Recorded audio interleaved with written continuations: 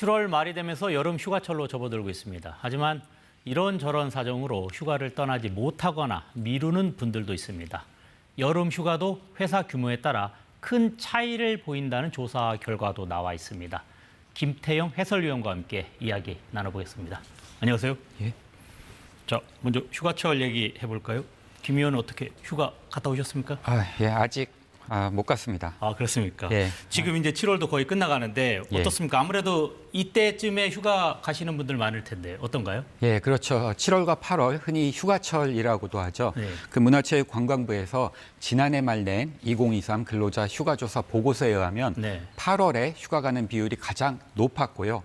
그 뒤를 이어서 7월이었습니다. 흔히 또 7말 8초라고도 하는데 그 더위를 피하기 위해서 여름 휴가객들로 가장 붐비는 시기가 이 7월 말에서 8월 초 사이라고 할 수 있겠습니다. 그렇다면 이제 여름 휴가철이 본격적으로 시작될 것 같은데 예. 기업들도 보통 이때쯤 하계 휴가를 앞두고 있죠? 예, 한 조사 결과를 보면 응답 기업의 92%가 올해 하계 휴가를 실시한다고 밝혔습니다. 네. 열의 9은 하계 휴가를 일단 실시한다는 그런 계획을 갖고 있는 것인데요. 나머지 8%의 경우 별도의 집중 기간 없이 연중 연차 사용 방식을 택하고 있다. 이렇게 답을 했습니다. 네. 한국경영자 총협회가 전국 5인 이상 563개 기업을 대상으로 지난 1일부터 5일까지 5일간 팩스와 이메일을 통해 조사한 결과입니다. 그동안 뭐 열심히 일했으니까 여름 휴가를 가는 거 매우 기쁜 일 같은데 예. 그런데 또 회사마다 이 휴가 일수가 좀 다른가 봐요.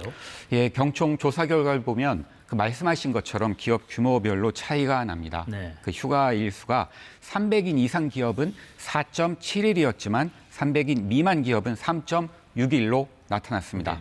네. 300인 미만 기업의 평균 휴가 일수가 300인 이상 기업보다 하루 정도 적다고 볼 수 있습니다. 네, 지금 회사 규모에 따라서 휴가 일수가 다른데 이제 휴가를 갔을 때 또 회사에 따라서 뭐 지원되는 혜택이라든지 이런 부분에서도 좀 차이가 있습니까?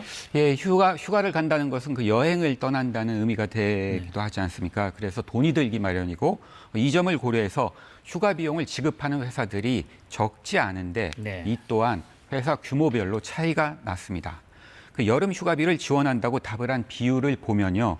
300인 이상 기업은 69%, 네. 300인 미만 기업은 이보다 적은 58.6%가 하계 휴가비를 지급할 계획이라고 답을 했습니다. 네. 회사 규모가 클수록 휴가비를 지급하는 비율이 높은 경향이 있다. 이렇게 볼 수 있습니다. 우리가 보통 대기업하고 중소기업 하면은 임금 차이에 관련돼서 이야기를 많이 나오는데 예. 근데 휴가 관련돼서도 이런 또 차이가 있군요. 예. 지금 그렇다면 중소기업들 아무래도 재정 형편이 넉넉하지 않을 텐데 예. 뭐 이 휴가 관련된 특별한 바람이라든지 이런 요청 이런 게 있나요? 예, 그 얼마 전에 조사 결과가 나왔습니다. 그 중소기업 중앙회가 중소기업들 대상으로 여름 휴가 활성화를 위해 필요한 정책이 뭐가 있을까? 이런 질문을 해서 예. 중소기업들한테 의견을 물어봤는데요. 그 휴가비 지원이나 휴가 비용 법인세 공제 등의 재정 지원을 일단 가장 많이 꼽았습니다. 네.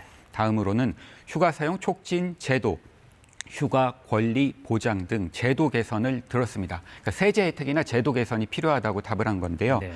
중소기업 중앙회가 중소기업 500개사를 대상으로 지난달 말 실시한 중소기업 여름 휴가 계획 조사 결과에 따른 자료입니다. 네, 그렇군요. 지금 뭐 이런 여러 가지 혜택도 있으면 좋겠다는 건데 사실 휴가를 가서도 이게 휴대전화를 꺼놓을 수가 없어요. 그러면은 예. 결국은 이제 회사에서도 전화가 오거나 이것이 중요한지 알 수 없으니까 받는 예. 경우도 있고 이러면서 휴가에 대한 그런 분위기가 좀 흐트러질 수도 있는데 이런 부분에 관한 조사 결과도 있다고 들었습니다. 예, 관련 조사 자료 하나 소개해드리면요. 그 지난해 말 나온 그 문화체육관광부의 그 근로자 휴가조사 보고서에 의하면 2022년 기준으로 휴가 중에 업무 연락을 받은 경험이 있다. 이렇게 답한 상용 근로자가 그런 편이다 15.8%를 포함해서 모두 26.8%에 이르렀습니다. 많군요. 예, 같은 조사에서 휴가 때 아예 일을 한 경험이 있다. 이렇게 응답한 비율도 열의 한 명꼴이죠. 12.7%에 이르렀습니다. 네. 휴가를 가도 휴가가 아닌 이런 경우조차 있는 것이죠. 지금 우리나라는 OECD 국가 중에서도 그래도 긴 시간 근로를 네. 하고 있는 것으로 나타나고 있는데 휴가에 대한 어떤 인식에 대한 전환 이런 부분이 좀 필요할 것 같습니다. 중요하다 이런 식으로요. 예, 이번에 휴가 관련 조사를 했던 그 중기중앙에도 휴가는 업무의 단절이다. 이런 인식에서 이제 벗어날 때가 됐다. 이렇게 말했습니다. 네. 그러면서 휴가는 장시간 근로에 지친 심신의 재충전과 생산성 회복을 위한 귀중한 시간이다. 이렇게 휴가의 의미를 풀어냈습니다. 네, 그렇군요. 오늘 우리가 이제 중소기업 노동자들을 상대로 해가지고 대상으로 해서 이런 휴가의 의미를 살펴봤는데 또 휴가를 못 가는 분들도 계실 텐데 우리 사회가 이런 분들에 대해서도 같이 좀 고민해보면 좋을 것 같습니다. 오늘 이야기 여기까지 하겠습니다. 지금까지 김태영 해설위원과 함께했습니다. 고맙습니다.